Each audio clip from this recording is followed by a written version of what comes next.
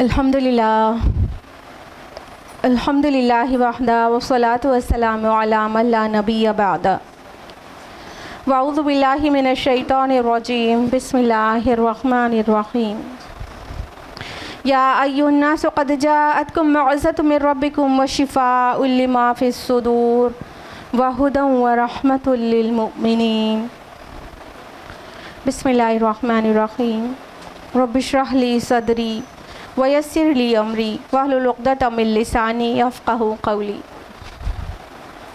मेरे अज़ीज़ी सामियात, दर्स कुरान मजीद में आप सभी का तहे दिल से खैर मक़दम है। अस्सलामु अलैकुम व रहमतुल्लाहि व बरकातुहू।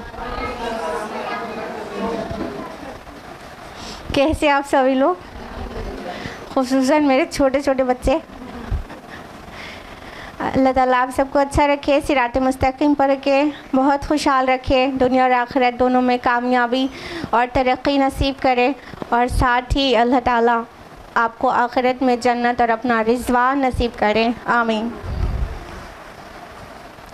तो हम लोग दर्स कुरान के लिए गैदर हुए हैं, और दर्स कुरान में कौन सी सूरा चल रही है? सूरा हज। और सूरा हज की कौन सी आयत तक लास्ट टाइम हम लोग ने मुकम्मल किया है? बिल्कुल सही, 37 तक। तो आज हम लोग 38 ऑनवर्ड्स करेंगे तफसील से, लेकिन उससे पहले ब्रीफ रिविज़न।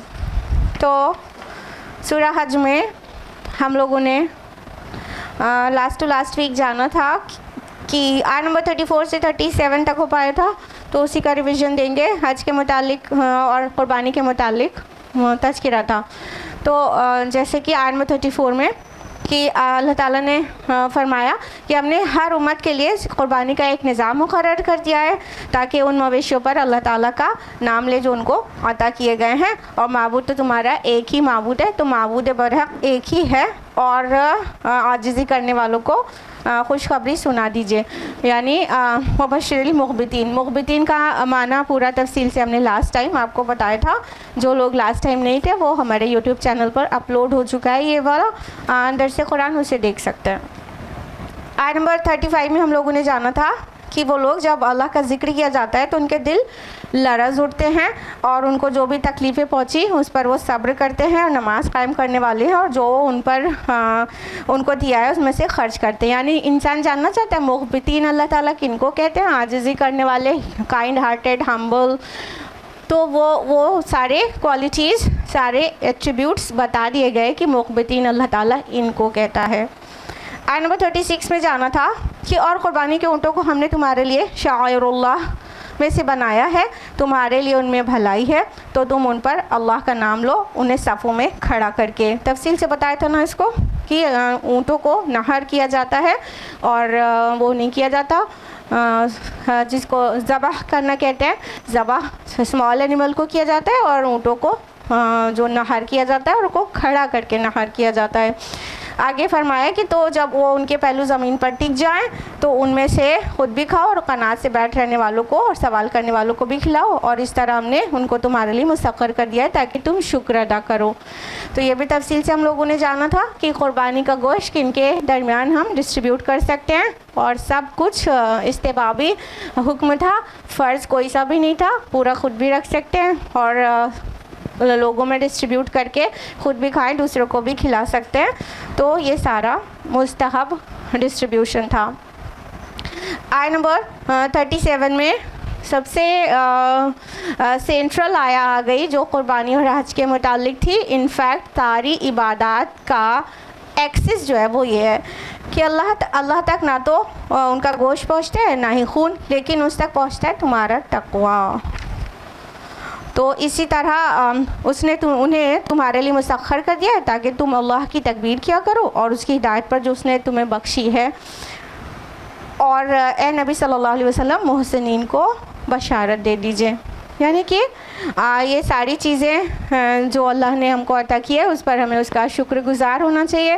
बड़े बड़े जानवर, यहाँ तक कि चाँद, सूरज, सितारे, वो सब अल्लाह ताला ने हमारी सर्विस में दे दिया है। इसके लिए कुरान में जो वर्ड आता है वो है मुसख्खर कर देना, ठीक है। तो ये सब हमारी सर्विसेज में है, इसको हमें गौर करना चाहिए, ध्यान देना चाहिए, और फिर अल्लाह का बहुत ज़्यादा शुक्र करना चाहिए। तो यहाँ तक हुआ था अब हम लोग आयत नंबर 38 ऑनवर्ड्स तफसील से जानते हैं। आयत नंबर 38 है, औज़ु बिल्लाहि मिनश शैतानिर रजीम, बिस्मिल्लाहिर रहमानिर रहीम, इन्नल्लाह युदाफ़िउ अनिल्लज़ीना आमनू, यकीनन अल्लाह मुदाफ़िअत करेगा अहले ईमान की तरफ से। इन्नल्लाह ला युहिब्बु कुल्ला ख़व्वानिन कफ़ूर, अल्लाह बिल्कुल पसंद नहीं करता हर बड़े ख़ियानत करने वाले नाशुक्रे को। अब देखिए, जब सूरा हज का इंट्रोडक्शन चल रहा था तब हमने आपको बहुत तफसील से बताया था कि ये सूरा अपने आप में बहुत यूनिक सूरा है, जिसमें मक्की सूरा होने का रंग भी है, यानी कुछ आयात इसकी मक्की हैं, और मदनी सूरा होने के रंग भी हैं, और यानी कुछ आयात मदनी हैं, और ऐसी भी आयात हैं इब्न अब्बास रज़ियल्लाहु अन्हु की रिवायत के हवाले से बताया था, ऐसी भी कुछ आयात हैं जो मालूम होती हैं सफ़र हिजरत में नाजिल हुई हैं। तो अब अभी जो बीच में आपको हज और क़ुरबानी के मुतालिक सारे काम मिले, अब देखिए एकदम से रंग चेंज हो रहा है। आयत नंबर 38 में अब ये पता चल रहा है कि ये हिजरत के वक्त की आयत मालूम हो रही है, यानी ये बात ऐसी कही जा रही है जिससे पता चलता है कि बहुत जल्दी हिजरत मुकम्मल हो जाएगी और डेस्टिनेशन पर पहुंच जाएंगे। तो या तो बिल्कुल हिजरत के फ़ौरन बाद नाजिल हुई आयत है, या तो इब्न अब्बास रज़ियल्लाहु अन्हु की माने तो ये आयत उसमें फ़ॉल करती है जो सफ़र हिजरत में नाजिल हुई है। तो ये वो आयत है जिसके मुतालिक अल्लाह ताला फरमा रहे हैं कि अल्लाह ताला यकीनन मुदाफ़ियत करेगा अहले ईमान की तरफ से, यानी मुस्लिम्स डिसहार्टेड मक्का से निकल रहे हैं और मदीना की तरफ जा रहे हैं और बेसाज़ो सामानी के आलम में जा रहे हैं। वहाँ पर कैसे स्टेब्लिश होंगे उन्हें नहीं पता है, अभी वो अल्लाह के भरोसे पर निकल रहे हैं, और उसके बाद बहुत जल्दी हज का टाइम आने वाला है, और हज के टाइम में ये लोग वापस मक्का में खाने काबा आकर वापस तवाफ़ करने और हज करने की सआदत से महरूम रहने वाले हैं। तो ये उनकी सोशल कंडीशन है। फिर उसके ऊपर उनका दिल का हाल क्या होगा वो अंदाज़ा लगाया जा सकता है। हर इंसान को कहीं ना कहीं अपनी सरज़मीन से मोहब्बत हो जाती है। फिर जिसकी सरज़मीन पे बैतुल्लाह हो, ज़रा इमेजिन कीजिए, जिसकी सरज़मीन पर बैतुल्लाह हो यानी वो सरज़मीन मक्का हो, उसको छोड़ के निकलना पड़ जाए तो कैसा लगता होगा ना।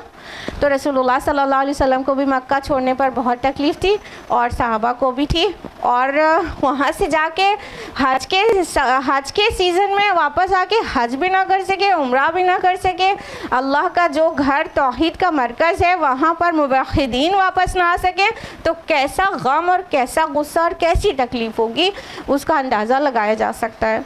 तो अल्लाह रब्बुल आलमीन उस साइकोलॉजी में उन मुसलमानों की ये आयत नाजिल कर रहे हैं कि अल्लाह ताला मुदाफ़ियत करके रहेगा अहले ईमान की, अल्लाह ताला डिफेंड करेगा। ये जो लफ्ज़ युदाफ़िउ आया है ये दफ़उन से है। दफ़उन का मतलब आप जानते हैं दूर करना होता है, ठीक है, लेकिन जब ये मुदाफ़ियात बनता है तो इसका मतलब वो सिर्फ दूर करना नहीं हो जाता है, इसमें कुछ इजाफ़ी माना पैदा हो जाते हैं। जैसे कि कोई दुश्मन हमला कर रहा है और इंसान सेल्फ डिफेंस कर रहा है, डिफेंड करना दुश्मन के हमले पर, और उसमें ये माना भी पैदा हो रहा है कि हमला एक बार हो गया और डिफेंड एक बार कर लिया नहीं, बल्कि बार बार सामने से हमला हो और बार बार डिफेंड करें। तो ये सारे इजाफ़ी माना के साथ अल्लाह ताला कह रहे हैं युदाफ़िउ, मुदाफ़ियत अल्लाह ताला करेगा, यानी अल्लाह मोमिनों को डिफेंड करेगा। वो डिसहार्टेड ना हो, वो बिल्कुल भी कमज़ोर ना पड़े, यानी उनको ताकत दी जा रही है कि वो क्या समझ रहे हैं, वो अपने शहर मक्का से निकाल दिए गए हैं और फिर अब वो कभी बैतुल्लाह नहीं आ पाएंगे, नहीं, अल्लाह ताला उनको उनके प्यारे शहर और बैतुल्लाह की तरफ लाएगा। तो ये एक तमहीद हो गई क़िताल की इजाज़त की, ठीक है। तो और अगली ही आयत क़िताल की इजाज़त की आ जाएगी कि जंग की इजाज़त दी जा रही है, क्योंकि इससे पहले तो जंग की इजाज़त बिल्कुल थी नहीं ना, मना किया गया था। तो अब इसकी तमहीद दी जा रही है कि वो ये मोमिनीन अल्लाह के भरोसे पर दिल को ठंडे कर लें, अल्लाह इनकी मुदाफ़ियत करेगा। ज़रा सोचिए, जिसको अल्लाह डिफेंड करे तो उसको भी किसी से डरना पड़ेगा क्या? कैसी तसल्ली आई होगी, कैसा ईमान बूस्ट हुआ होगा, कैसा मतलब पुख्तगी आई होगी इन आयत के नाजिल होने के बाद। हाँ, अल्लाह ताला फरमा रहे इन्नल्लाह ला युहिब्बु कुल्ला खवानिन कफूर, अल्लाह बिल्कुल पसंद नहीं करता किसी भी बहुत ज़्यादा खयानत करने वाले और बहुत ज़्यादा नाशुक्रे को। हम क्यों बहुत ज़्यादा कह रहे हैं? देखिए यहाँ पे खवान लफ्ज़ आया है जो खाइन का मुबालगा है। खाइन मीन्स होता है वो शख्स जो खियानत करता हो, ठीक है, जो डिसऑनेस्ट हो, चीट करता हो, डिसऑनेस्टी जिसके अंदर हो, वो खाइन हुआ। और खवान इसका मुबालगा है, सुपरलेटिव डिग्री है, यानी बहुत ज़्यादा डिसऑनेस्ट, ठीक है, बहुत ज़्यादा धोखा देने वाला। और क्या कहा? कफूर। ये जो है कुफ्र से है, और कुफ्र का माना नाशुक्री होती है, बहुत ज़्यादा नाशुक्रा। तो अल्लाह ताला कह रहे हैं कि अल्लाह ताला खाइन और नाशुक्रे को पसंद नहीं करते, यानी अल्लाह ताला जो मुदाफ़ियत करेंगे उसका मतलब भी यही आ रहा है, क्योंकि वो जो अपोजिट पार्टी है ना वो बहुत ज़्यादा खाइन है और बहुत ज़्यादा डिसऑनेस्ट है। क्यों कहा गया मुशरिकीन मक्का को खाइन और कफूर, बहुत ज़्यादा डिसऑनेस्ट और बहुत ज़्यादा नाशुक्री करने वाला? देखिए, ये जो बैतुल्लाह है इसकी तामीर किसने की थी? इब्राहिम अलैहिस्सलाम अलॉन्ग विद इस्माइल अलैहिस्सलाम, ठीक है। इब्राहिम अलैहिस्सलाम बैतुल्लाह की जब तामीर कर रहे थे तो किस वजह से उन्हें ऑर्डर दिया गया था और क्या क्या दुआएं उन्होंने की थी? जो उनकी तामीर के वक्त जो इंस्ट्रक्शन था अल्लाह की तरफ से, वो अभी पीछे इसी सूरह में हम लोग जान चुके हैं। और इब्राहिम अलैहिस्सलाम की दुआओं का तज़किरा सूरह बकरा में भी है और दूसरी सूरतों में भी है, ठीक है। क्या क्या दुआएं की थी उन्होंने? उन्होंने उसको तौहीद का मरकज़ बनाया था। इसी सूरह में हम जान चुके हैं कि तवाफ़ करने वालों और रुकू सुजूद करने वालों के लिए उस घर को पाक रखना था। तो उन्होंने ये दुआ की थी, सूरह इब्राहिम की आयत नंबर 37 है, रब्बना लियुक़ीमुस्सलाह, ऐ हमारे परवरदिगार ये इसलिए बसाया जा रहा है ना ये घर, ताकि लोग आपके लिए नमाज कायम करें ना। तौहीद का मरकज़ बनाया गया था ना उसको। और उसी में इब्राहिम अलैहिस्सलाम ने ये भी दुआ की थी कि अल्लाह इसे बुतों की गंदगी से पाक रखिएगा, दुआएं की थी। और जो अहले मक्का थे कि क्या कहते थे अपने आप को? इब्राहिम अलैहिस्सलाम की प्रोजनी से बताते थे ना, औलाद इब्राहिम में से कहते थे ना। और इब्राहिम अलैहिस्सलाम ने तो खालिस इस घर को तौहीद का मरकज़ बनाया था और बुतों की गंदगी से पाक रखने की दुआएं की थी। और वो चाहते थे यहाँ पर अल्लाह ताला की एक होकर यकसुई के साथ इबादत हो सके। लेकिन आप सभी को पता है कि मुशरिकीन मक्का ने क्या क्या और क्या क्या जुल्म सितम रवा कर रखे थे ना। बहुत सारे बुतों, खाना काबा के अंदर बुतों को रख छोड़ा था। इब्राहिम अलैहिस्सलाम ने तो बुतों की गंदगी से बिल्कुल पाक रखने की दुआ की थी, और इन लोगों ने क्या किया? खियानत की, दीन इब्राहिमी से खियानत की। वो कहते थे हम दीन इब्राहिमी पर हैं, मगर वो हज और तवाफ़ करते थे बरहना होकर। हाँ, कितनी बेशर्मी की बात है। और वो बुतों को उसके अंदर रखे हुए थे। कितना बड़ा शेर को भी तौहीद के मरकज़ में। तो ये बहुत बड़े खाइन थे, जिसलिए वो घर बनाया गया था उसके साथ वो खियानत कर रहे थे। इसलिए अल्लाह ताला ने सिर्फ खाइन नहीं कहा है, खवान कहा है। खवान, बहुत बड़ी खियानत की है इन्होंने। और कफूर, और बहुत बड़ी नाशुक्री की है इन्होंने। किस किस तरह की नाशुक्री? यही बैतुल्लाह की वजह से इनको प्रोटेक्शन मिलता है अक्रॉस द कंट्री या अक्रॉस द ग्लोब। जहाँ तक सफ़र था उनका पूरे ग्लोब पर तो नहीं था, लेकिन वो जहाँ तक जाते थे, जैसे कि वो समर्स में सीरिया की तरफ सफ़र के लिए जाते थे और विंटर्स में यमन की तरफ जाते थे, ठीक है। लेकिन इनके काफ़िले को कोई भी हमला नहीं करता था, क्योंकि ये बैतुल्लाह के वो हैं, वो बैतुल्लाह के प्रोटेक्शन करने वाले हैं। तो मक्का के लोगों को इसलिए कोई छेड़ता नहीं था किसी भी सफ़र में। यहाँ उधर भी जाते रहते थे, शाम की तरफ भी, अब यमन की तरफ भी, दोनों तरफ जाते रहते थे। लेकिन इनको प्रोटेक्शन मिलता था इसी खाने काबा की वजह से, क्योंकि वो अल्लाह का घर है, कि ये बैतुल्लाह के मुतवल्ली हैं, खाने काबा के मुतवल्ली हैं, उनके काफिले को छेड़ा नहीं जाता था। यही सब्जेक्ट आया ना सूरा कुरैश में, लीलाफ़ि कुरैश इलाफ़िहिम रिहलत शिताई व सैफ, गर्मी और सर्दी के सफ़र में मानूस किया ना। और फलयअबुदू रब्ब हाज़ल बैत अल्लज़ी अतअमहुम मिन जू' व आमनहुम मिन खौफ ना, जिनको खाना दिया भूख में और अमन दिया खौफ में। किस वजह से? इसी बैतुल्लाह के मुतवल्ली होने की वजह से।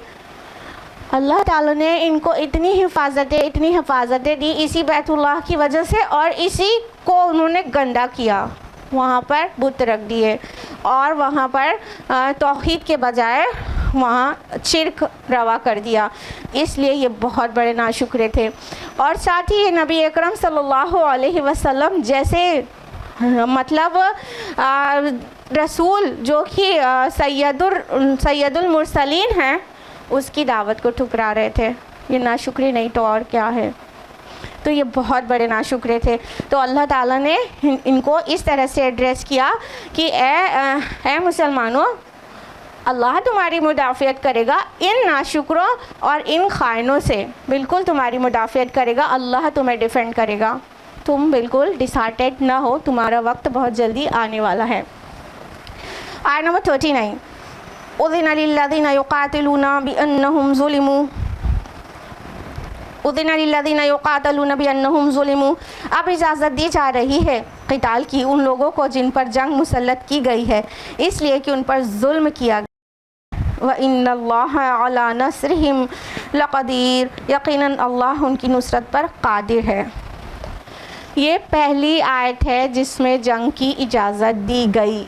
हमने आपको बोला ये या तो सफ़र मदीना में नाजिल हुई आयत हैं या बहुत है जस्ट आफ्टर माइग्रेशन नाजिल हुई आयत हैं, ठीक है। तो अभी मक्का में तो बिल्कुल भी जंग की इजाज़त नहीं थी ना।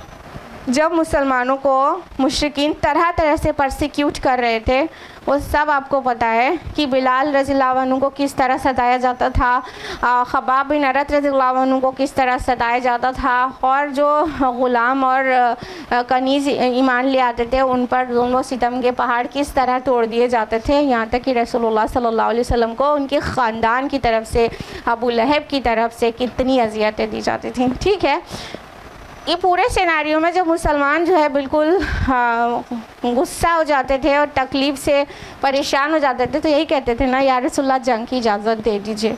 तो अल्लाह के नबी सल्लल्लाहु अलैहि वसल्लम उनको जंग की इजाज़त नहीं देते थे। और क्या कहते थे, जब अम्मार बिन यासिर रज़ियल्लाहु अन्हु उनकी पूरी फैमिली को परसिक्यूट किया जा रहा था, तो अल्लाह के नबी ने क्या कहा था, उसबिर या अम्मार, उसबिर या अम्मार, है अम्मार सब्र करो, ए आले यासिर सब्र करो, मैं तुम्हारी जगह जन्नत में देखता हूँ। जानलेवा हमलों पर भी, जान लेने पर भी हज़रत सुमैया को शहीद कर दिया गया, उस पर भी अल्लाह के नबी ने उस बिर यही कहा था ना, सब्र करो। किसी मक्की सूरा में तो ये नहीं आया है वही जली कि क्या ऑर्डर था, सेल्फ डिफेंस में भी जंग नहीं करना है, इसका क्या ऑर्डर था। लेकिन मदनी सूरा में इशारा दे दिया गया है, सूरा निसा की आयत नंबर 77 में, कि तुमसे जब कहा गया था कुफ़्फू अयदियकुम, अपने हाथों को बंधे रखो। तो इससे पता चल गया कि अल्लाह की तरफ से ऑर्डर था नबी को कि कोई भी अपना हाथ खोलेगा नहीं। कुफ़्फू अयदियकुम, हाथों को बांधे रखो, मतलब do not raise your hand even in self defence, बिल्कुल हाथ नहीं उठाना है, बिल्कुल भी नहीं। हाथों को बांध लो पीछे कमर से, जितना परसिक्यूट किया जाए, जितना सताया जाए वो सब बर्दाश्त करो। तो पहले तो ये ऑर्डर था ना कि बिल्कुल सिर्फ सब्र करना और कोई सेकंड ऑप्शन ही नहीं है। लेकिन जब माइग्रेट हो रहे थे मुसलमान तो उनको इजाज़त दी गई थी, यानी मदीना पहुंचने के बाद ये इजाज़त मिल गई थी कि अब तुम जंग कर सकते हो। ये इजाज़त है, ये वाली आयत है ना, उज़िना लिल्लज़ीना युक़ातिलूना, कि अब इजाज़त दी जा रही है उनको जंग करने की इजाज़त। और इजाज़त और हुक्म में कुछ महीने का वक्फ़ा है। और हुक्म वाली आयत है सूरह बकरा, सूरह नंबर 2 आयत नंबर 190, कि जंग करो अल्लाह की राह में उनसे जो तुमसे जंग करते हैं। तो यहाँ पर तो सिर्फ इजाज़त दी गई, कि अब अलाउड है आपके लिए। लेकिन फिर ऑर्डर जो आ गया सूरह बकरा में, तो उसमें कुछ ही महीने का टाइम था, ठीक है। तो अब फिर कुछ ही महीने के बाद ऑर्डर आ जाने वाला जब था कि अब बस जंग करो, अब इनको सब बस्ता होकर इनका मुकाबला करो, अब सेल्फ डिफेंस हमें आप हाथ नहीं खोल सकते, ये ऑर्डर विड्रॉ कर लिया गया, ठीक है। तो ये पहली आयत है जिसमें जंग की इजाज़त दी गई है।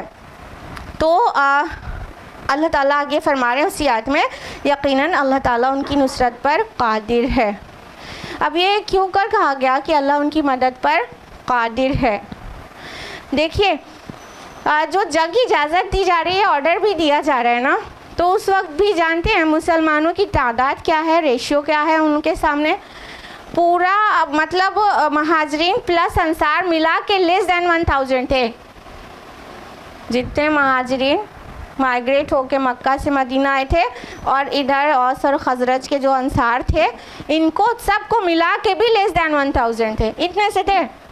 और उधर क्या था, मक्का की 10,000 की बस्ती प्लस बहुत सारे और लोग जैसे कि यहूद और मुख्तलिफ मतलब लोग जो मुसलमानों के बिल्कुल दुश्मन हो रहे थे, उन सब का सपोर्ट था।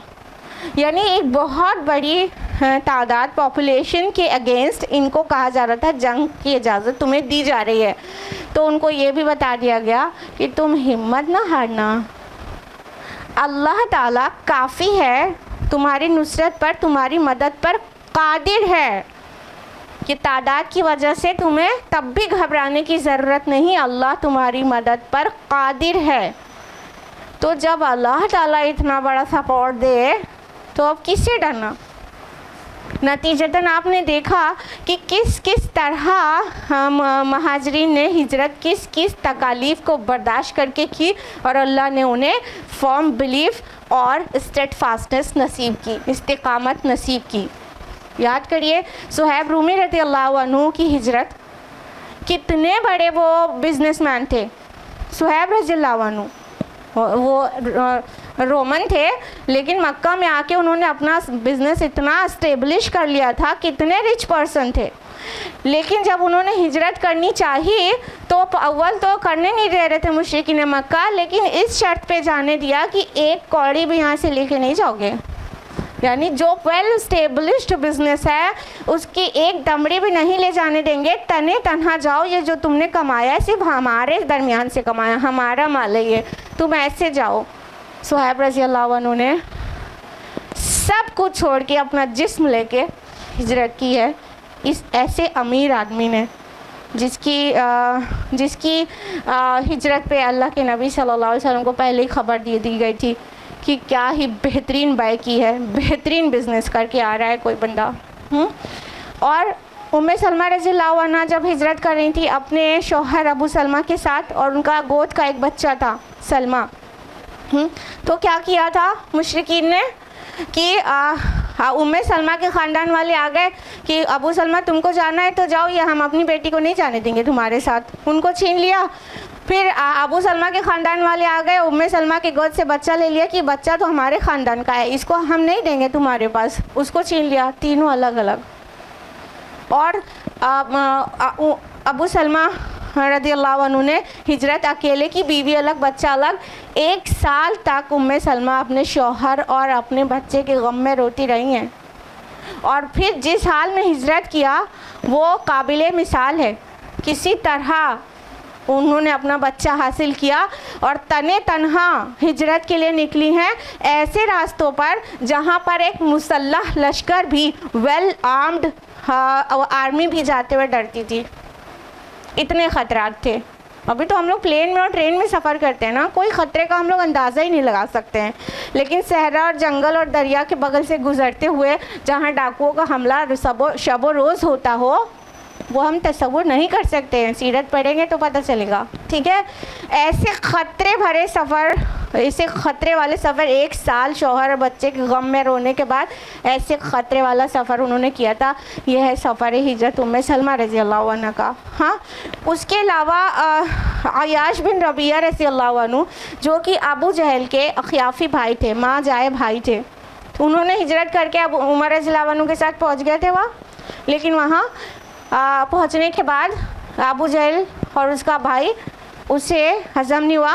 वो जाके ड्रामा करके कहने लगा कि माँ जो है ज़िद पर अड़ गई है और वो धूप में खड़ी है और कहती है अय्याश की जब तक एक नज़र अय्याश को देख नहीं लूँगी तब तक ना धूप से हटूँगी ना कंघी करूँगी। उसने कसम खा ली है। तुम बस चलो, बस अपनी शक्ल दिखा देना और दिखा के वापस आ जाना। अब कोई बेटा कैसे बर्दाश्त करता कि इसकी माँ धूप में खड़ी है। उसने यकीन कर लिया और उनके साथ चल दिया। रास्ते में ऐसा बंदी बना के ऐसा जकड़ के रस्सियों में मक्का में लेकर आया है अबू जहल, और ये कहता हुआ कि ए लोगों, तुम अपने बिगड़े हुए छोकरों को ऐसे होश ठिकाने करो जैसे हम करके लाए हैं। फिर एक बहादुर मुसलमान की मदद से अरसे दराज के बाद उन्होंने हिजरत की। ऐसी ऐसी तकालीफ बर्दाश्त की है लोगों ने, और फिर उनको इजाज़त दी गई है कि ठीक है अब तुम उनसे जंग करो जो तुमसे जंग ही करना चाहते हैं, जो तुम्हें छोड़ ही नहीं रहे हैं, जिन्होंने तुम्हारे ऊपर इतने जुल्म सितम रवा कर रखे हैं। आयत नंबर 40, अल्लज़ीना उख़रिजू मिन दियारिहिम बिग़ैरि हक़्क़, वो लोग जो नाहक अपने घरों से निकाल दिए गए हैं, इल्ला अन यक़ूलू रब्बुना अल्लाह, सिर्फ़ इस जुर्म पर कि उन्होंने कहा हमारा रब अल्लाह है। वलौला दफ़उल्लाहि अन्नास बअदहुम बिबअद, और अगर अल्लाह बाद लोगों को बाद दूसरे लोगों के ज़रिए दूर ना करता रहता, लहुद्दिमत सवामिउ व यबीउ व सलवातु व मसाजिदु युज़करु फ़ीहा इस्मुल्लाहि कसीरा, तो ढा दिए जाते सारी खानकाहें, गिरजे, कनीसे और मस्जिदें जिनमें कसरत से अल्लाह का नाम लिया जाता है। वल यंसुरन्नल्लाहु मन यंसुरु, तो अल्लाह लाज़िमन उसकी मदद करेगा जो उसकी मदद करेगा। इन्नल्लाह लक़वियुन अज़ीज़, यकीनन अल्लाह ताकतवर है, ज़बरदस्त। अब उन मोमिनीन, उन महाजरीन के ने जो दर्द से जो गुज़रे हैं उसको अल्लाह ताला बयान फरमा रहे हैं कि अल्लज़ीना उख़रिजू मिन दियारिहिम, वो लोग जो अपने घरों से निकाल दिए गए। इससे पता चलता है कि ये हिजरत के बाद की आयत है, यानी वो हिजरत तो हो ही चुकी है। ठीक, ये सबूत है इसका। तो निकाल दिए गए हैं, अपने घर में रहने नहीं दिए गए हैं। दियारिहिम लफ्ज़ जो आया है, दियार दार की जमा होता है, दार मीन्स घर होता है ना, पता है। तो अपने घरों से निकाल दिए गए हैं किस जुर्म पर? इल्ला अन यक़ूलू रब्बुना अल्लाह, सिर्फ इस जुर्म पर कि उन्होंने कहा हमारा रब अल्लाह है। कौन सी इनके अगेंस्ट, इस सारे महाजरीन के अगेंस्ट इनके पास कौन सा मुकदमा था? झूठ का, दगा का, रेप का, खुदा नुख्वास्ता माज़ल्ला, इन या कोई धोखे का या जालसाजी का, किस बात का मुकदमा था? किस बात से नाराज़ थे? कोई ऐसा रिकॉर्ड था इनका? यहाँ इनको तो ऑर्डर था कुफ़्फ़ु अयदियकुम, अपने हाथों को बंधे रखो। हाँ, एक ज़रा सा भी वायलेंस अलाउड नहीं था, इवन इन सेल्फ डिफेंस। क्या किया था इन्होंने जिनको इनको घरों से निकाल दिया गया? इनको अपने अपने घरों में नहीं रहने दिया गया। हाँ, अब्दुल्ला बिन जहाश और उबैदुल्लाह बिन जहाश, ज़ैनब बिन्त जहाश रज़ियल्लाहु अन्हुम, ये जो रसूलुल्लाह सल्लल्लाहु अलैहि वसल्लम के फूफी का ख़ानदान था, कितना आलीशान इनका महल जैसा घर था। सब छोड़ के निकले थे, बड़ा आलीशान घर था। और जब अब्दुल्ला बिन जहाश रज़ियल्लाहु अन्हु रसूलुल्लाह से एक बार कह रहे थे कि मतलब उतने शानदार घर में वो होते थे और उसको छोड़ के आए हैं, तो अल्लाह के नबी ने क्या कहा था कि तुम चाहते हो जन्नत में तुम्हारा इससे बेहतरीन मकान हो? एक लम्हे में समझ आ गई बात, खुश हो गए बस। क्या क्या क्या इनका जुर्म था जिस वजह से अपने घरों से निकाल दिए गए थे? अपने घर, अपने बिजनेस, अपने आबाई शहर और बैतुल्लाह जहाँ पर हो, वहाँ से क्या जुर्म था? सिर्फ यही ना, उन लोग ने कह दिया था रब्बुना अल्लाह, हमारा रब अल्लाह है। हम ये बुतों की गंदगी से अपने को पाक करते हैं, हम ये अपना आबाई दीन नहीं फॉलो करेंगे। वो गलत हो सकते हैं, हम भी क्यों गलती करेंगे? हमारा रब एक है और वो है अल्लाह। यही तो जुर्म था, यही तो इनका पूरा रीज़न था बाकी लोगों को परसिक्यूट करने का कि तुम दीन से, अपने आबाई दीन से बागी हो गए हो। क्या कह कह कर रेत पे लिटा देते थे उनको, बिलाल हबशी रज़ी अल्लाह अन्हु को, यही ना कि तुम बगावत, तुमने नया दीन ईजाद कर लिया है ना, मोहम्मद नया दीन लेके आ गए सल्लल्लाहु अलैहि वसल्लम और तुम उनको फॉलो कर रहे हो, अपने अपने अब्बा अजदाद के दीन को छोड़ दिया बस। और कुछ था चार्ज उनके पास? नहीं था ना। यही तो अल्लाह ताला कह रहे इस जुर्म में उन लोग को सज़ा दी गई है कि उन लोगों ने कहा था हमारा रब अल्लाह है। फिर उसके बाद फरमाया अल्लाह ताला ने कि अगर अल्लाह बाज़ लोगों के ज़रिए दूर ना करता रहता, दिफा ना करता रहता, तो क्या होता, लहुद्दिमत, तो मुनहद्दिम हो जाते, ढह जाते, डिमोलिश हो जाते। सवामे जो वर्ड आया है सौमियातुन का प्लूरल है, इसका माना होता है ऐसे इबादत गाहें जहाँ जो लोग दुनिया तर्क करके इबादत करते हैं, यानी खानकाहें, जो राहिब होते हैं, मोनास्ट मॉन्क्स जो इबादत करते हैं थोड़ा बस्ती से निकल के अलग जगह पर, तो वो खानकाहें, लेकिन इबादत अल्लाह ही की होती है, ठीक है। तो वो खानकाहें जहाँ पर थोड़ा दुनिया तर्क करके इबादतें की जाती हैं उनको सौमियातुन कहते हैं, उसी का प्लूरल है, जमा है सवामिया।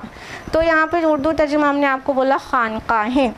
वबियाउन और गिरजे, ये बियाउन जो है वो भी आतुन की जमा है, इसका मतलब होता है ईसाइयों की इबादत गाहें यानी चर्चेस। और आया वह सलावातुन, ये सलावात जो है सलाह की जमा है। और सलौता अरबी ज़ुबान में यहूदियों के इबादत खाने को कहते हैं, यानी सिनेगॉग्स, ठीक है। और यहूदी सारे सबके इबादत गाहों के अलग अलग नाम होते हैं ना, क्लास सेकंड थर्ड में EVS में पढ़ाया जाता है ना। तो सलावात जो हैं ये क्या है, ये सिनेगॉग्स हैं जहाँ पर ज्यूज़ वर्शिप करते हैं।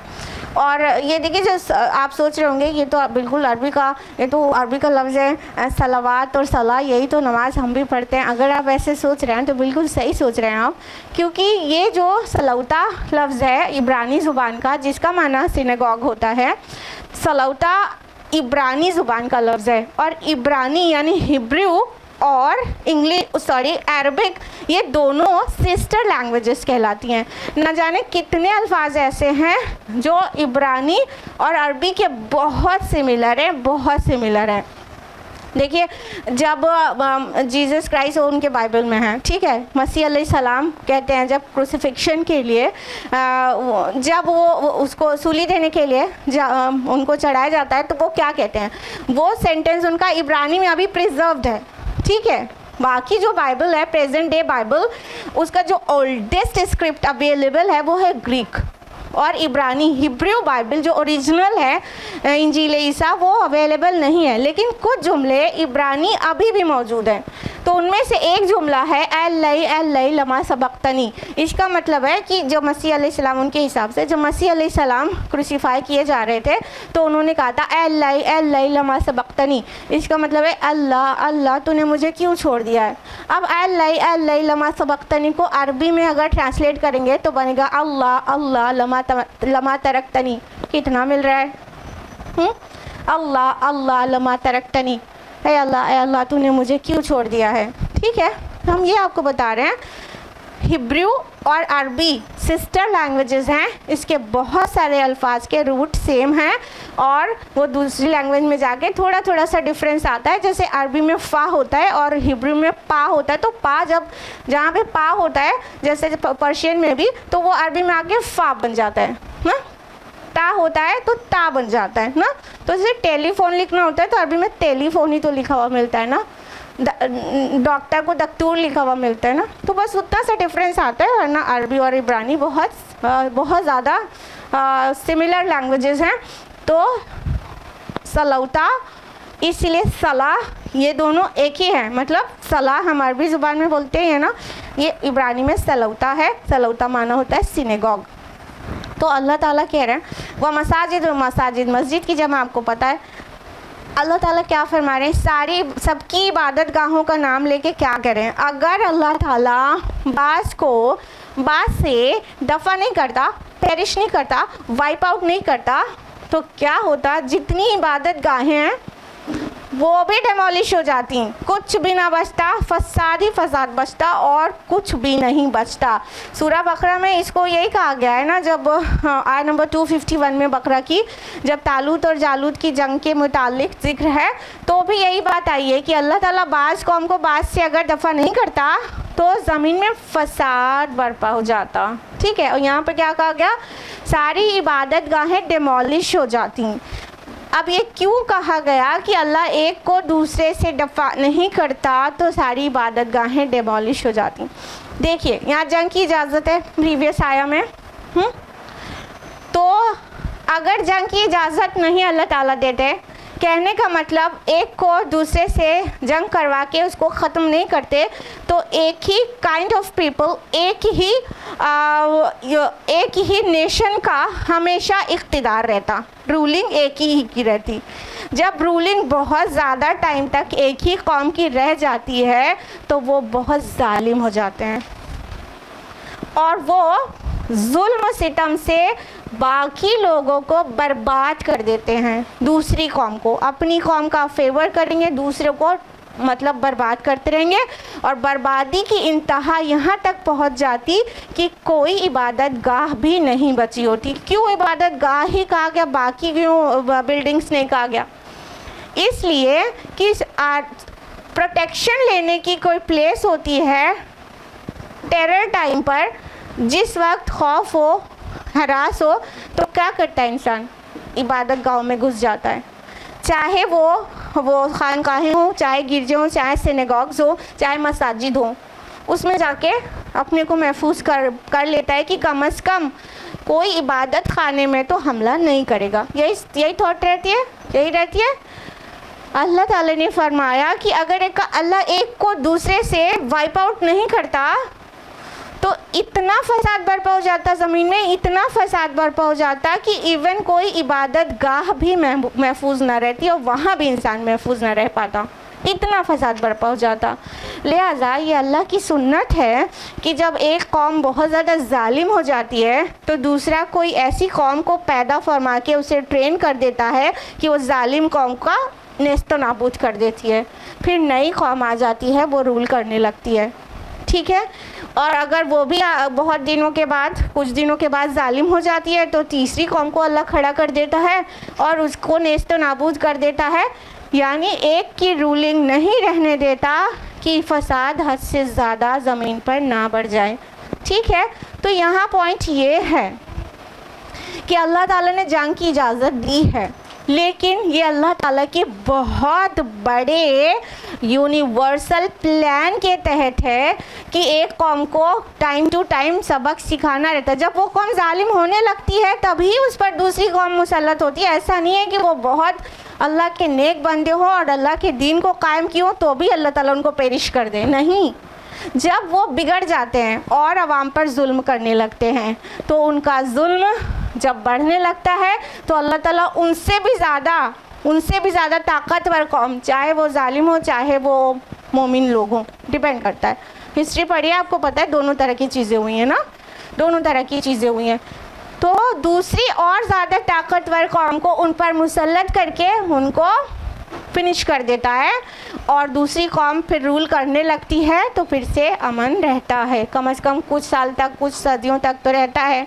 फिर वो भी जालिम हो जाती है तो अल्लाह उनको भी उखाड़ के फेंक देता है, कूड़े कचरे की तरह कचरेदान में डाल देता है।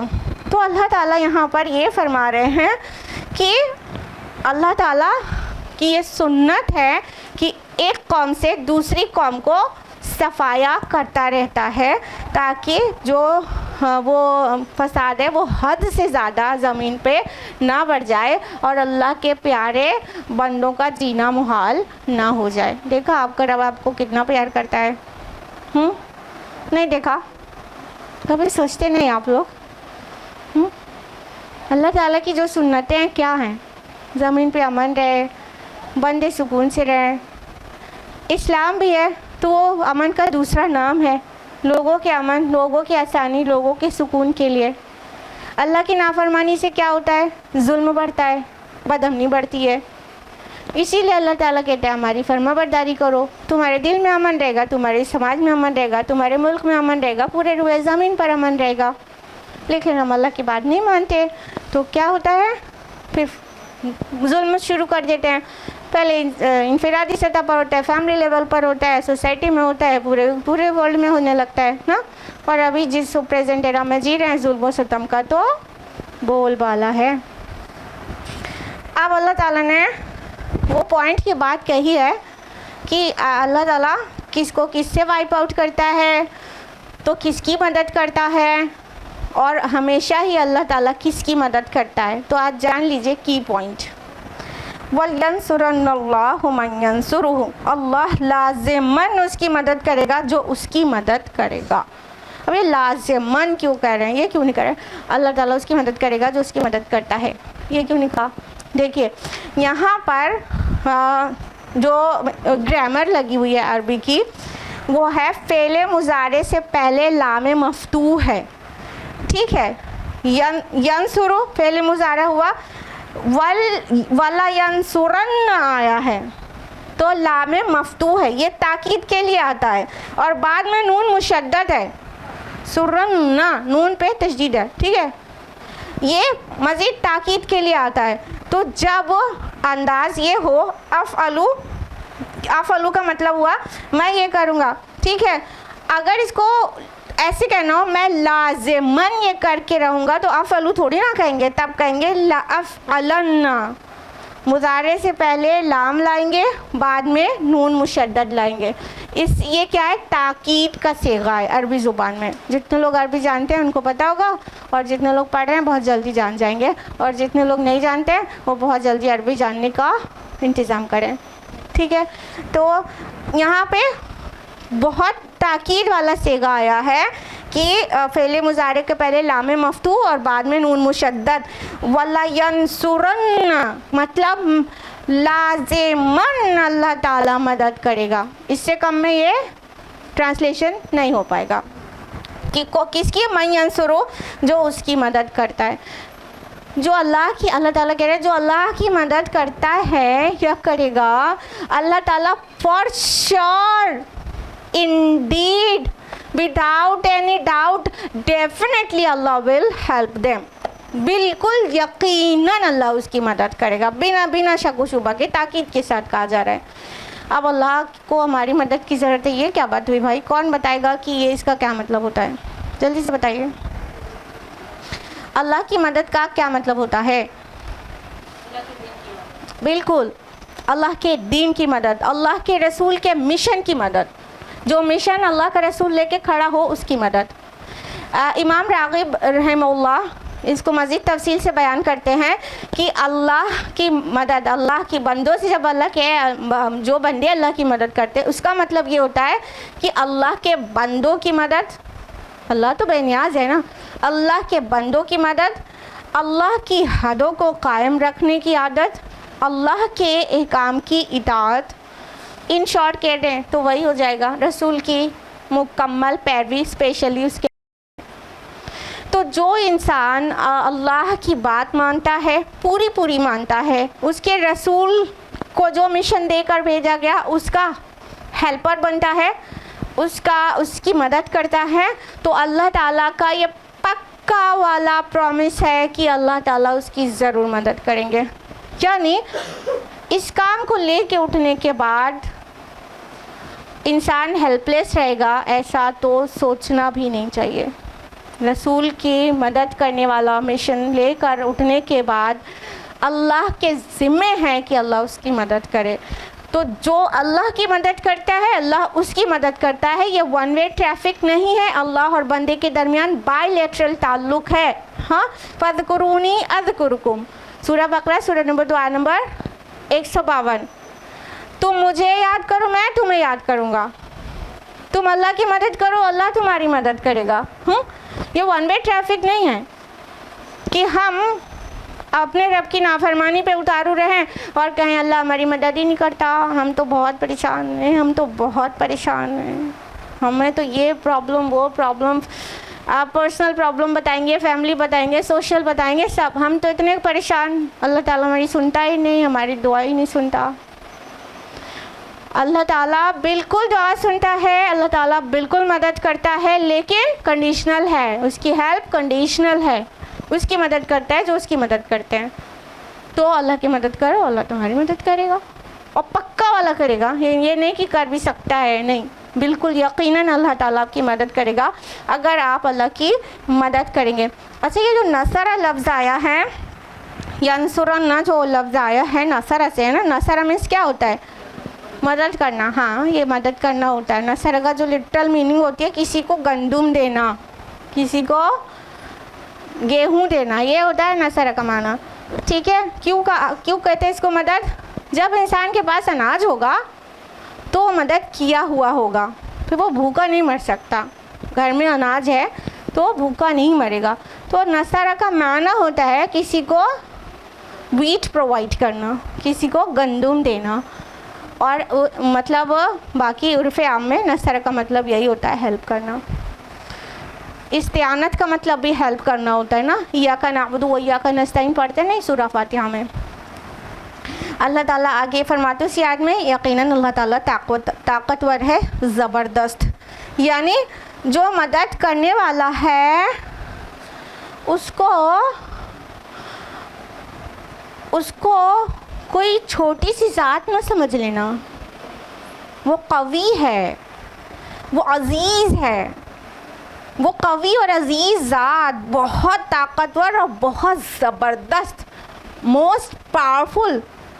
हाँ, the one who has power over all, वो मदद करेगा आपकी। तो अल्लाह ताला कवी है, ताकतवर है और ज़बरदस्त है, अज़ीज़ है। तो जब ऐसी ज़ात जिसकी मदद में लग जाए तो उसको किससे डरना चाहिए? फिर ये ना हो जाए, वो ना हो जाए, मसलहत पसंदी, ऐसा वैसा आर्गुमेंट्स देना चाहिए क्या अल्लाह की मदद वाले काम में? अल्लाह की पुष्ट पनाही है, फिर किससे डरना? यहाँ तो एक लीडर को इंसान जानता रहता है तो फिर धड़ल्ले से कानून तोड़ता रहता है कि वो लीडर तो अपना रिश्तेदार है, तो कुछ भी होगा वो तो देख लेगा। जब हम एक लीडर से इतना शेयर हो जाते हैं, इतना पावर हमारा, इतनी ताकत बढ़ जाती है, सही गलत सब कुछ कर डालते हैं, तो फिर जब वो जो अलकवी अल-अज़ीज़ है वो उसकी पुष्ट पनाही हो तो हमें डरने की क्या ज़रूरत है? किस लिए डरना है? तो अल्लाह के दीन की मदद करें, अल्लाह के रसूल के वाले काम करें और अल्लाह ताला की मदद को अपनी इन दो आँखों से जीते जी आता हुआ दिखेंगे इंशाअल्लाह। आयत नंबर 41 है, अल्लज़ीना इम्मक्कन्नाहुम फ़िल अर्द, वो लोग कि अगर उन्हें हम ज़मीन में तमक्कुन अता कर दें, अक़ामुस्सलाह, तो वो नमाज कायम करेंगे, व आतउज़्ज़का, और ज़कात अदा करेंगे, व अमरू बिल मअरूफ़ व नहू अनिल मुनकर, और वो नेकी का हुक्म देंगे और बुराई से रोकेंगे। वलिल्लाहि आक़िबतुल उमूर, और तमाम उमूर का अंजाम तो अल्लाह ही के कब्ज़े कुदरत में है। अब अल्लाह ताला फरमा रहे हैं कि वो जिनकी तारीफ़ अल्लाह ने की है इस बार ये कहकर और उनकी पुष्ट पनाही का वादा किया है कि जो अल्लाह की मदद करेगा अल्लाह उनकी मदद करेगा। तो वो कौन लोग होते हैं जो अल्लाह की मदद करते हैं और उनके एट्रीब्यूट्स क्या होते हैं, और अगर उनको ज़मीन में इक़्तिदार हासिल हो जाए, पावर मिल जाए उन्हें, तो वो क्या करते हैं, वो पूरा डिस्क्राइब कर दिया गया।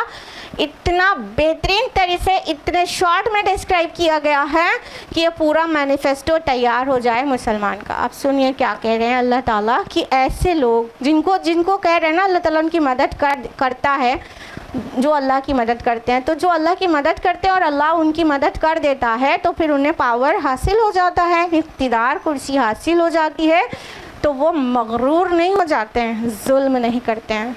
क्या करते हैं? सबसे पहली बात अक़ामुस्सलाह, वो सलाह कायम करते हैं। यानी जब ताकत आती है तो सबसे पहले इंसान अल्लाह को भूलता है ना, हाँ कि नहीं?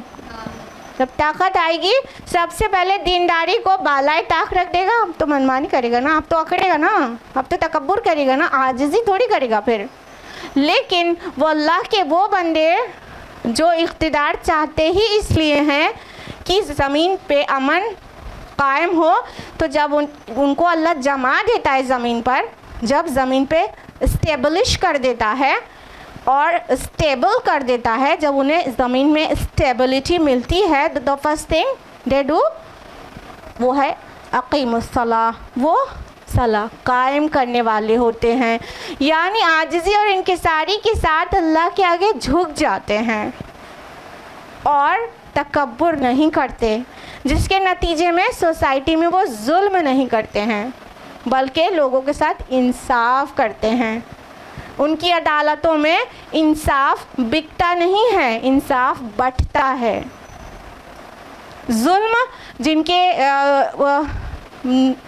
सारे पावरफुल लीडर्स जुल्म नहीं करते हैं, वो लोगों में जस्टिस करने में अपने को खपाते हैं। ठीक है, और क्या करते हैं? वातउज़ ज़का, और ज़कात अदा करेंगे।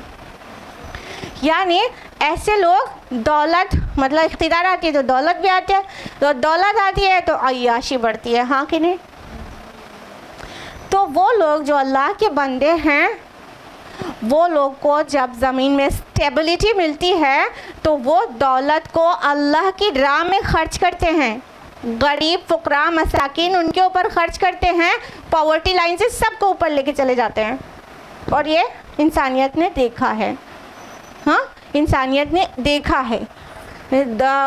सहाबा के और उसके बाद के रूलर्स के सहाबा के दौर में वो टाइम आ गया था कि कोई ज़कात लेने वाला नहीं बचा था। There was no recipient of ज़कात, यानी सब के पास इतनी वेल्थ थी कि वो अपनी उनकी लाइवलीहुड चल रही थी, कोई ज़कात लेने वाला नहीं था। तो फिर उसको किस काम में खर्च किया गया था?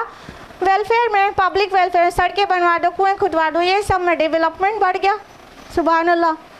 तो वो ज़कात अदा करते हैं, अय्याशी नहीं करते हैं, वो बैंक बैलेंस नहीं बनाते, वो बिस्तर पे नोट रख के उसके ऊपर सोते नहीं हैं, हाँ, और ना ही उस दौलत से अय्याशियाँ करते हैं, शराब पीना, शराब कबाब, नाच गाना, यहाँ पर खर्च नहीं करते, ज़कात अदा करते हैं। ज़कात अदा करने से क्या हो रहा है? सोसाइटी में एक इकोनॉमिक बैलेंस मेंटेन होता है। कोई भी गरीब इतना गरीब नहीं रह जाता कि उसकी रोज़ी रोटी के भी लायक, उसके पास पेट भरने लायक भी खाना ना हो। सब लोग पॉवर्टी लाइन से ऊपर आ जाते हैं, कोई भी गरीबी रेखा से नीचे नहीं रह जाता। अगर ज़कात का निज़ाम पूरी तरह से कायम हो जाए, हर साहिब निसाब आदमी ज़कात देने लगे तो कोई गरीब रह ही नहीं जाएगा। तो जब वो मोमिन को इक़्तिदार या वो हासिल होता है स्टेबिलिटी, तो वो पहले तो अल्लाह के आगे झुक जाता है, हम्बल हो जाता है। दूसरा काम जो करता है ज़कात अदा करता है, यानी दौलत को सर्कुलेट करना शुरू कर देता है सोसाइटी में। और क्या करते हैं? वअमरू बिल मारूफ़ व नहौ अनिल मुनकर, और भलाई का हुक्म देते हैं और बुराई से रोकते हैं। ये नहीं कि अपने पास पावर आए तो सूद लेके गरीबों को चूसा जाएगा और बेहयाई वाली पोर्नोग्राफिक इंडस्ट्रीज़ से इतना एनुअल रेवेन्यू लेकर अपनी दौलत में इजाफा किया जाएगा और न जाने क्या क्या। आपको पता है? नहीं, बुराई को प्रोपेगेट नहीं करते हैं, भलाई को प्रोपेगेट करते हैं, लोगों को भलाई की तरफ बुलाते हैं और जो गलत कर रहे हो तो उससे रोकते हैं। अम्र बिल मारूफ नही अनिल मुनकर का फरीज़ा अंजाम देते हैं। तो उससे क्या होता है? जितनी भी फहश इंडस्ट्रीज़ हैं वो सब शट डाउन हो जाएंगी और सिनेमा हॉल और ये पोर्नोग्राफी ये सब कुछ नहीं होगा। यही इसी बात का तो डर है ना, इस्लामोफोबिया किस बात का है सारी दुनिया को? इस्लाम के ये प्रिंसिपल्स हैं।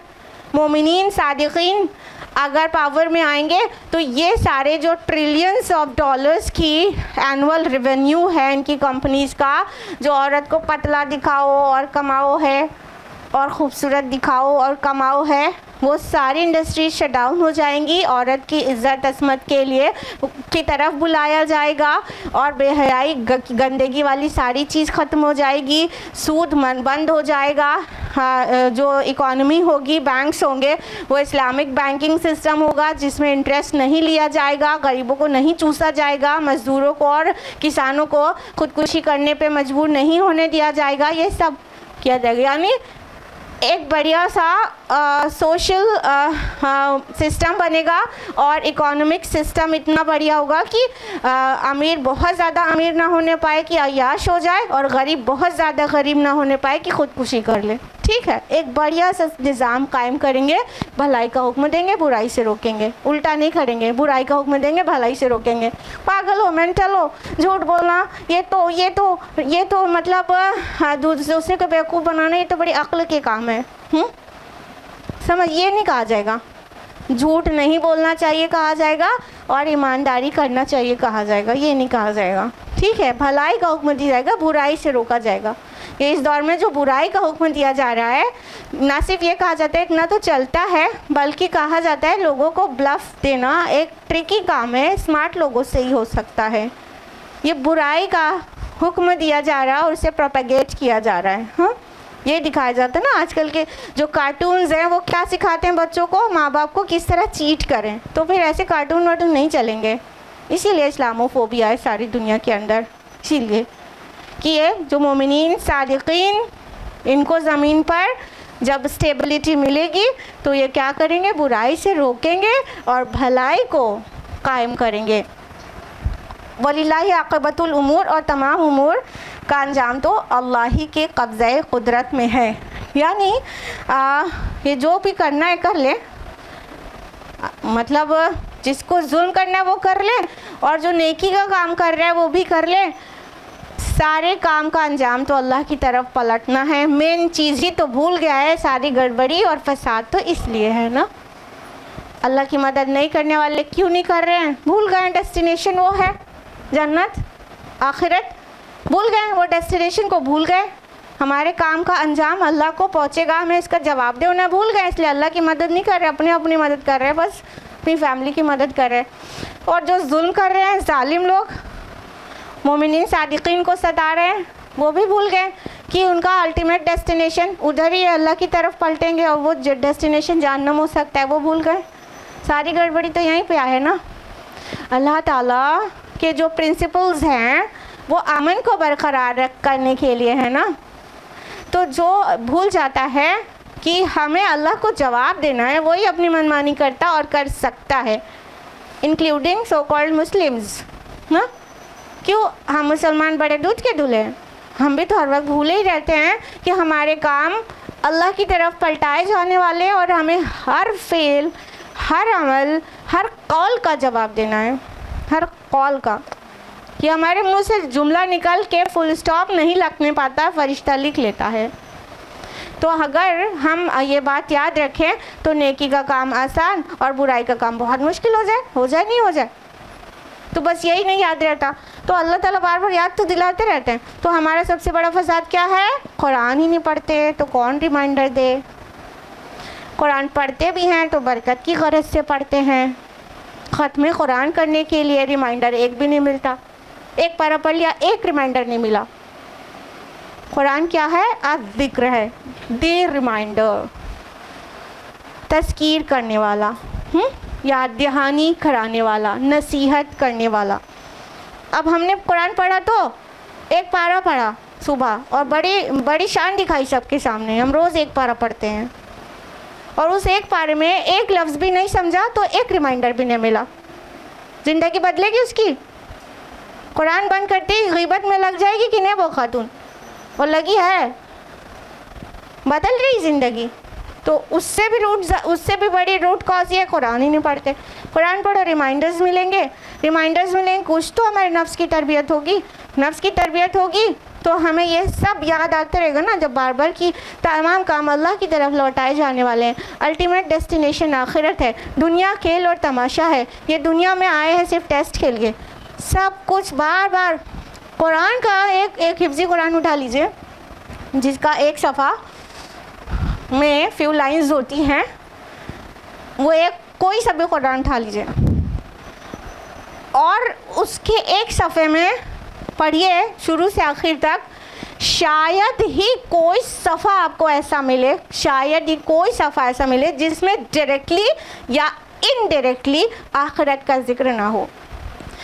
इस फ्रीक्वेंसी के साथ आखिरत का रिमाइंडर अल्लाह ताला ने दिया है, इस फ्रीक्वेंसी के साथ हर सफ़े में। कोई डायरेक्ट होगा, कोई इनडायरेक्ट होगा, डिपेंड्स, लेकिन आखिरत का रिमाइंडर इतना फ्रीक्वेंटली आपको मिलेगा कि अगर आप एक रुकू भी पढ़ेंगे तो आखिरत के मुतालिक एक ना एक, कम से कम एक रिमाइंडर आपको मिल जाएगा। तो हम पढ़ेंगे नहीं समझकर तो फिर हमें रिमाइंडर्स नहीं मिलेंगे तो हम भूल जाएंगे पर्पस ऑफ क्रिएशन, और भूल जाएंगे तो क्या होगा, बस वो शैतान तो और एक्टिव हो जाएगा, वो तो और सब्ज़ बाग दिखाएगा, और फिर हम उससे यारी दोस्ती कर लेंगे पक्की वाली, और फिर वो हमें गड्ढे में ले जाके गिरा देगा, और जब हमारी आँख खुलेगी तो बहुत देर हो चुकी होगी। इसीलिए हम कहते हैं जागो जागो, इससे पहले कि हमेशा की नींद सो जाओ। जागो, कहीं ऐसा ना हो कि हम उस दिन जागें जिस दिन हम हमेशा की नींद सो चुके हैं। इसलिए कुरान पढ़ो, रिवाइज करो, रिमाइंडर्स लो, और नेकी का काम आसान कर लो और गुनाह का काम दुश्वार कर लो अपने लिए, ताकि अल्टीमेट डेस्टिनेशन जन्नत हो, ना कि जहन्नम। अल्लाह ताला कहने सुनने से ज़्यादा अमल की तौफीक दे। आमीन या रब्बल आलमीन। आखिर दावाना अल्हम्दुलिल्लाहि रब्बिल आलमीन। वस्सलामु अलैकुम व रहमतुल्लाहि व बरकातुहू।